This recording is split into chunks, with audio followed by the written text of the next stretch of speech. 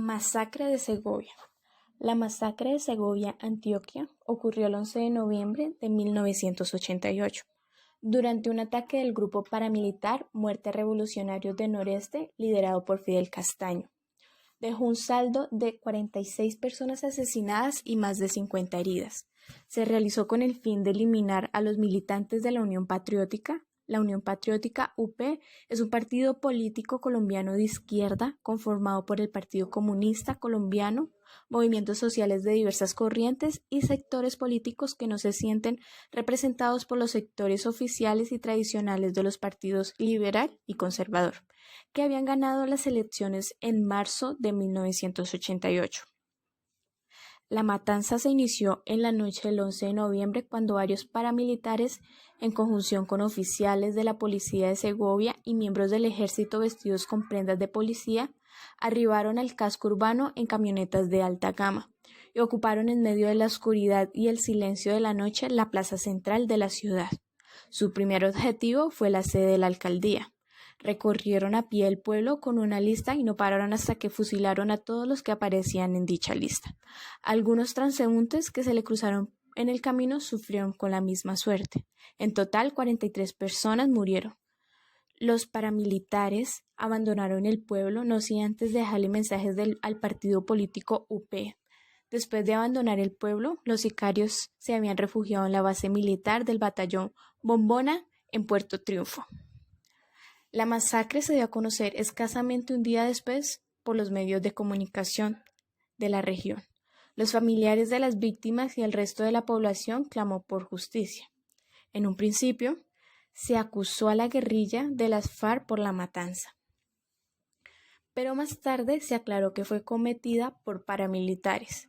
Se sabe que los paramilitares actuaron con la complicidad de toda la policía y las fuerzas militares, quienes habían sido ilesas de la masacre y habían permitido la entrada de los asesinos.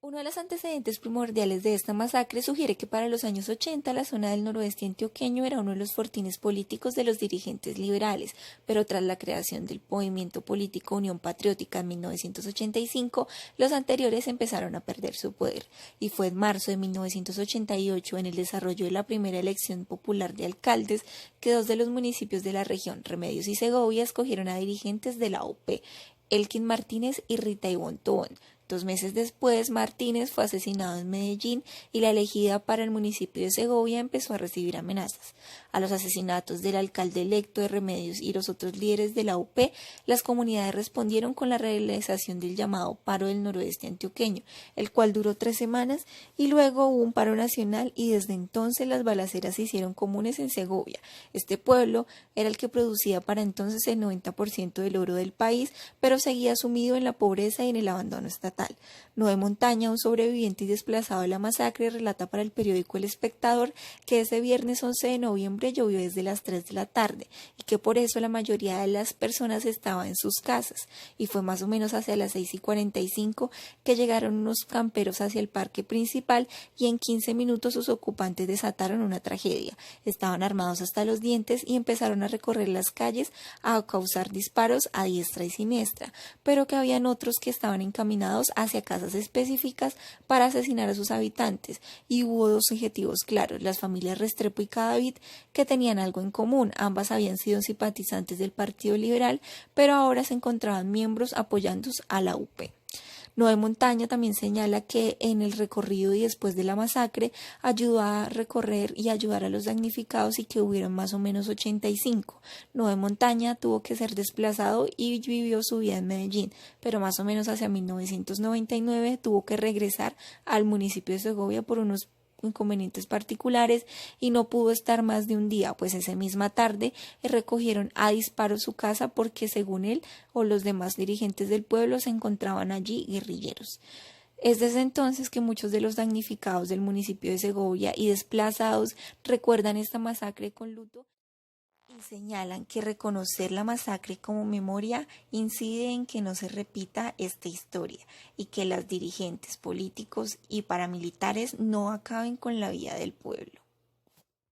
Cuando nos encontramos con el interrogante de cómo el proceso de memoria del conflicto armado en Colombia contribuye a la construcción de una cultura de paz, nos vamos a la memoria histórica. Entonces aporta una dimensión fundamental en lo que es la transición hacia la paz, el conocimiento y el reconocimiento por parte del Estado y de la sociedad de los hechos de violencia que ya han ocurrido. La construcción de la paz tiene como fundamento el reconocimiento del horror, la violencia, los daños ya causados a las víctimas y al tejido social, lo que es la aceptación de las responsabilidades, la reparación de víctimas y la transformación de los imaginarios sociales, culturales y políticos que legitimaron la violencia y la vulneración de los derechos humanos, así como la profundización de justicia, una justicia restaurativa